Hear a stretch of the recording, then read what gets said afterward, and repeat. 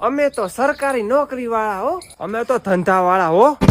અમારે salary fix જ હોય. समझ गया। અમારે કઈ નક્કી ના હોય, એક કામમાં જેટલા જોઈએ તેટલા ઉપાડી લઈએ હો. અમારે તો મહિનામાં 4 રજા મળે હો.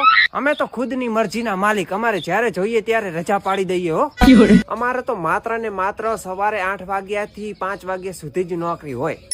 અરે બપોરે 1 થી ને 3 વાગ્યા સુધી તો અમે આરામ કરીએ છીએ હો.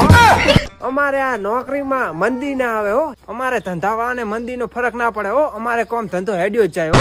અમારે નોકરી મળ્યા પછી ફિક્સ એક નોકરીમાં જ રહેવાનું હો. અમારે કઈ ફિક્સ ના હોય. અમારે જે ધંધો કરવો હોય અમે કરી શકીએ છીએ. અમારે કોઈની જોડે પગાર માંગવા ના જવું પડે, ડાયરેક્ટ ખાતામાં આવી જાય હો. અરે તમારા જેવા તો મારી જોડે 17 આવે છે ને 17 જાય છે પગાર લઈને હો.